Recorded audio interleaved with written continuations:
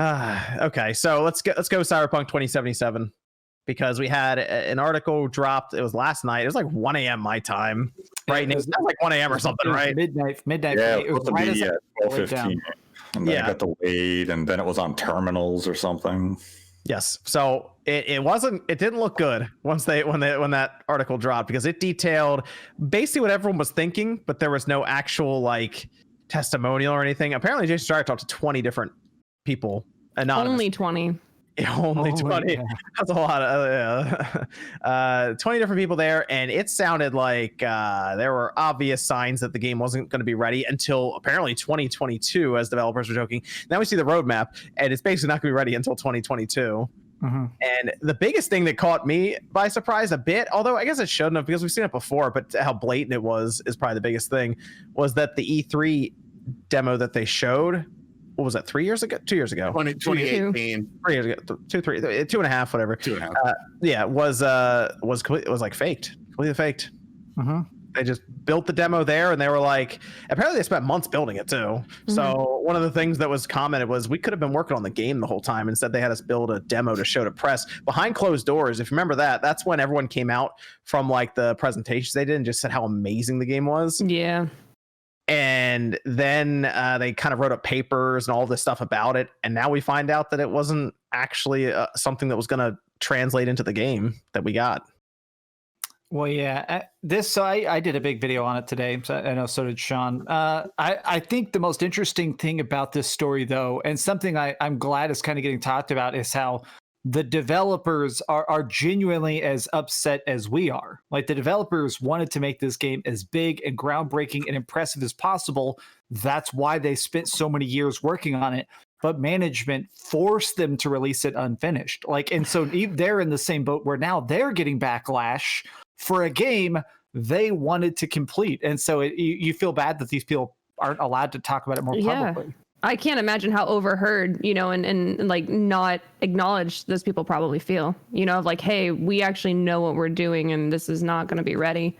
I'll be like, we'll be fine. Yeah, it upsets me. One of the quotes in there said the biggest priority was ad marketing over gameplay aspects. Yep. Like, straight up there, like, if we get pre-orders and it's confirmed, they double down on the fact that it's already sold 13 million copies. They won. Who cares? They got 13 million copies sold. Who cares? Yep. Dirty. Yeah, it wasn't a good look. That article was just like I said, it was Cyberpunk's already been beaten down enough as it is, but that was just more confirmation that it was basically them trying to figure out ways to sell this thing without actually having to show it, or I guess release the other console versions. Like, because the biggest thing was the PS4 and the Xbox One should have been the target the whole time, but they basically wanted everyone to play it on the PS5 and the Series X. Well, and here's the thing that really pisses me off about this, and I didn't actually mention it in my video, but I probably should have. You look at that fucking apology video on YouTube. Yep.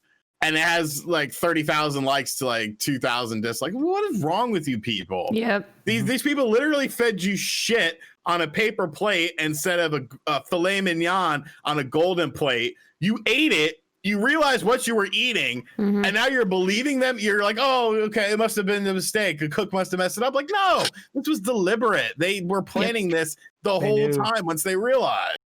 Yep. I mean, it's pretty blatant lying. Go ahead, Direct. Nate, were you going to talk, Nate?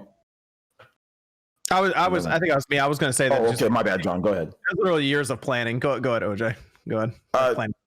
They were blatantly lying. That video, there's blatant lies in that video because there's direct contradictions. They say, oh, well, we were trying to make the game, and we were testing it and we wanted to make it good, but it was like PC. It's like, dude, but you said it played well. It never played. It never played well. Like, so there's obviously you didn't do enough. But like the fact that he says in that video, we thought that we could just scale. We thought everything was gonna go well. No, because you told people that it played well. Where was the issue at? There's blatant lying, and this, and like that's what I don't like using the word like.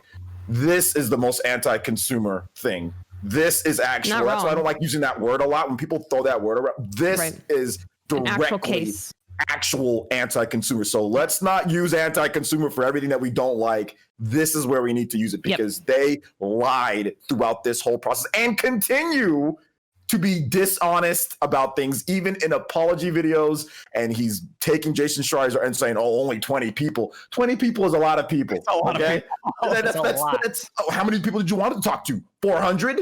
But he's taking custodians and shit. Like so how many people do you want to talk to? What the hell, he's dude? taking accountability, man. The craziest thing about that, and I highly recommend podcast at least take a look at Jason Schreier's write-up, because the craziest thing is the ex audio designer guy who goes in there and with no anonymity, an ex CD Projekt Red employee goes in there and talks on the record under his actual name and talks extensively about the development problems. That might ruin his career, but he is so passionate about this game, he's willing to talk about it. Like, bad-mouthing an ex-employer or talking about development stuff like that can sometimes get you blacklisted to some degree. 100% can. He's right. Dreamcast guy's right. I really respect it. I really respect it. It could, but in this climate, it could also help him. I mean, with as big of a deal as this was and as dishonest and how much this could actually... This hurts the gaming industry, whether we want to look at it that way or not. And people are like, we're tired of the harassment, stuff like that. Well, it's like, well, us talking about it's not harassment. We're not telling you guys to go out and do, you know, a witch hunt or go out and say horrible things and threaten these people. And again, this is not a majority of the company's aspect. This is, you know, the few people higher up. These are the people that are wanting the money and the marketing to look prim and proper on the outside. This isn't the people behind the doors. No one's calling for harassment here. Some people in chat calling for that. That's not what we're saying at all. I think it's brave that the guy, you know, stood up and spoke out against it, because to be honest, like, if I went through that, if I spent all that time in crunch, all the time away from my family, or even if I didn't have a family, away from having a life in general, and then this was the end result, and this is the way I felt like I was overheard and not, you know, considered for my expertise and what I've put my life into, and the company I probably have aspired to work for so long, you know, I'd probably speak out as well. I mean, I don't know. I think it, you know, there's a lot of probably things that we didn't see behind the scenes, but I feel bad for the people who genuinely have had enough of it, and especially now that they're realizing they hurt a lot of consumers by this. You know, I have to give props, to be honest. Like, I'm not too surprised. There's like a part that's alluded in the article, and it doesn't specifically, but it sounds like the earliest builds of it were going to be third person. Did y'all notice that? Yeah, there was going to be a third person option. Yep. It started out as third person, and they took it first person for some reason. I would like third person so much. That they demanded. That was so weird, is that Adam Badowski stepped in and said, just stop working on third person. We have to make this first person. And everybody who was already working on the game was like, okay. Yeah. All that cool customization lost because you can't see your character. Only in a motorcycle or in a car, you know? Yeah. Or in a mirror that you have to click to load the mirror to actually work. You know, I had the thing where whenever I got in the chair, whenever I get in the body mod, I kept having the nudity glitch whenever I do body mod. So I'd go in there and fix myself, and my clothes would disappear. So until I talked to other gamers, I thought that you just got naked whenever you wanted someone to work on your body. Just take your shirt off and then get beat off for 45 minutes. You know, I was really kind of just, it's a weird glitch. It's not a good look though for Cyberpunk 2077. So they showed the roadmap, and the next gen versions aren't coming till next holiday, basically the back end of this year. That tells me that's probably when the game should have come out at the earliest anyway. The DLC's coming before the next gen patch, that's the weirdest which is one. interesting. Yeah, that was supposed to have come early 2021, and they pushed it beyond the big patches that are going to happen in the next 2 months. They decided to push that now to the free DLC to mid 2021, it looks like. So that technically was delayed out of early 2021.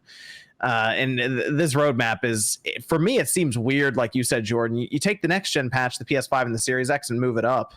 I figured that would have been right after the big patches. But before even though it's free DLC, before you sell me on putting more time into your game, make the game run as best as it can across the board first and foremost. Because if the game is still not up to par, and you're being like, but come back and play it, and I have another bad experience, why am I going to keep trusting you going on the further roadmap that you have planned for 2022? Yeah.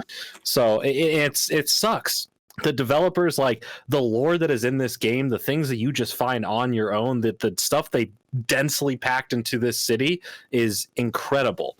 but it's all stuck and hidden behind a complete jumbled mess of being rushed, mismanagement, and it sucks because this is a company that, hey, you know, we've seen the problems when Witcher 3 first launched, but then that, you know, the game got better after that. But like this company had our trust for everything, and I think this is probably the best lesson to take away from this is, you know, it doesn't matter who it is. At the end of the day, these are still companies doing businesses, and you have to, even if you love them, even if you're like, oh, I'm a diehard CD Projekt Red fan, because you're a fan, you should be loudly speaking out against it, saying, I'm a fan of you guys. I want you guys to be the best you could be because I've seen you be at your best, and that's what I want. You know what?